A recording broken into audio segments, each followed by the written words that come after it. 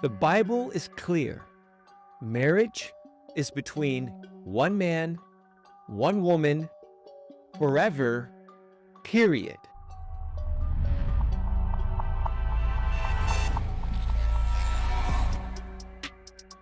Hey, what's up, everybody? Welcome back to another Tattooed Reactions video.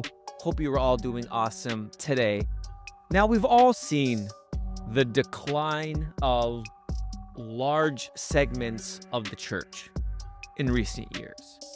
What do I mean by that? Well, we've seen the influence and infiltration of the alphabet community making its way into large sections of the evangelical world, to the point now where you have pastors and bishops and priests all welcoming and including themselves in this alphabet movement.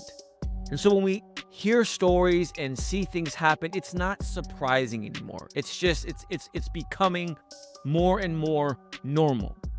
And so I've recently come across another video, and this video involves the acceptance of by a bishop of a polyamorous relationship in their congregation.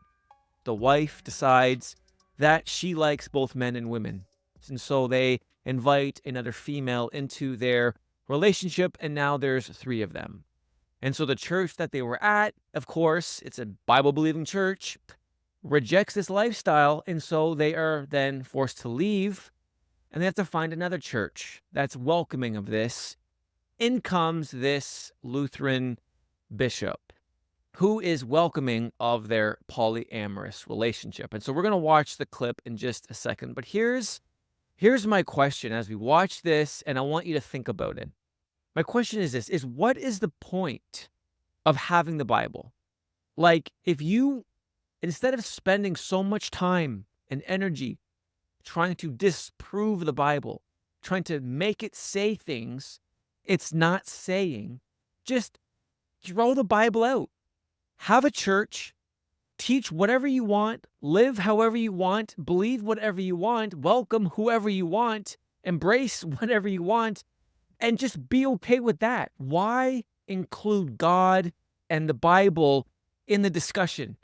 Because clearly this kind of stuff is not in the Bible.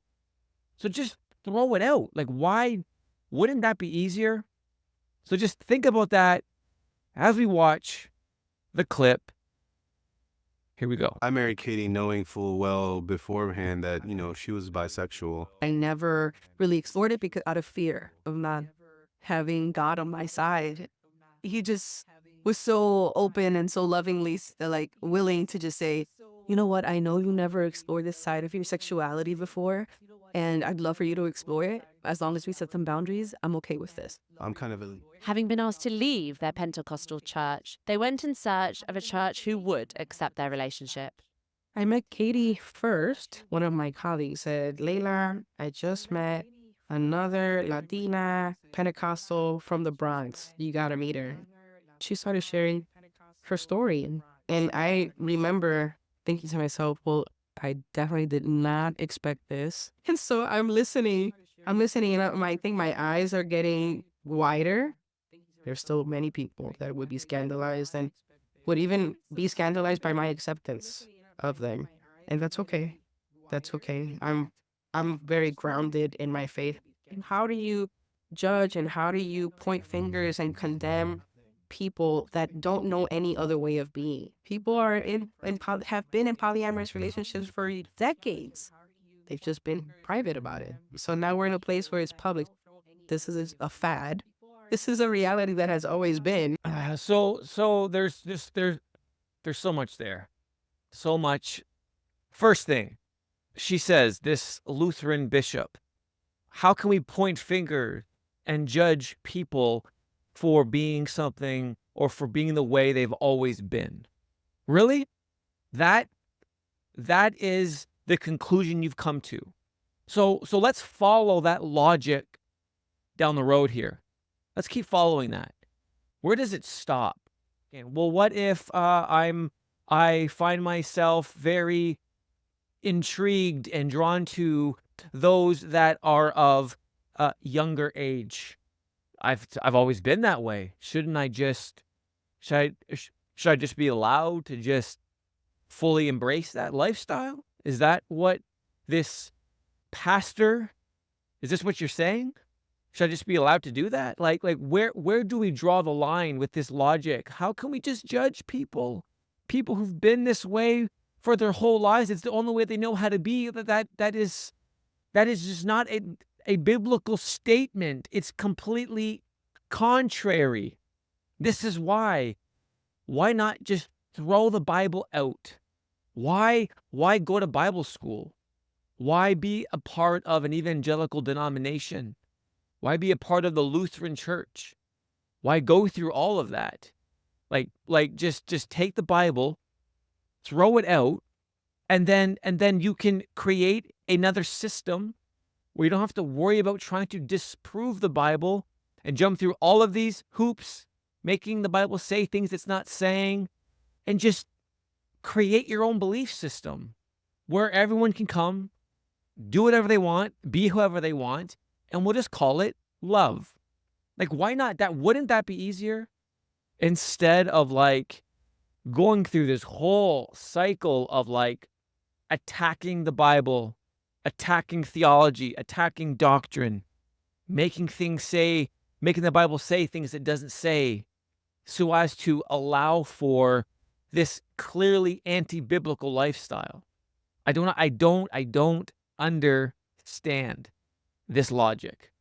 You are confronted with a situation. You are a bishop. You are a pastor. You are an overseer. And you're confronted with this situation, this couple that now has 3 partners in the relationship. And your counsel and guidance is you want them to be accepted. They've always been this way. So I'm not going to judge it. I'm going to embrace it and call it normal in my church. Like, I just my question is why? And so it's not shocking anymore. This stuff is not shocking. It's become normal. It's become commonplace.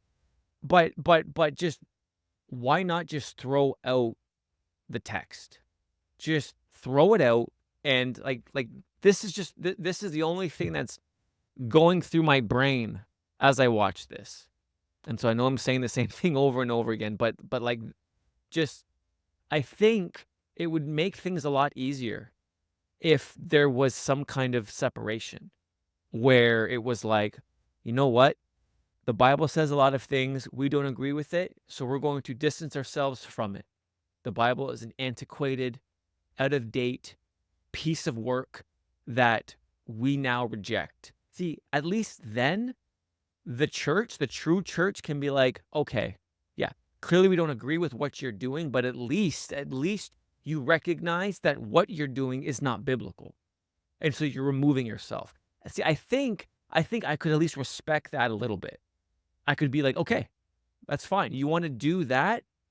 Have at it. It's this conflating of these lifestyles and these practices under the name of God is the problem. Trying to make it be godly, trying to make it fit with the Christian worldview when it's not. That's the issue. And so I just don't get why you don't just remove yourself. Have your own alphabet churches. Do it. Like, at least there would be separation and people could look at that and say, okay, they are agreements with the Bible over here. These people are not, but they're doing their own thing. And that to me would just make things a lot easier versus this conflating of worlds, and it's confusing, and it blasphemes God. Yeah. So that's just my thoughts. I mean, you saw the video. It's nonsense. It's madness. Yeah. I got nothing else to say. So let me know what you think in the comment section below.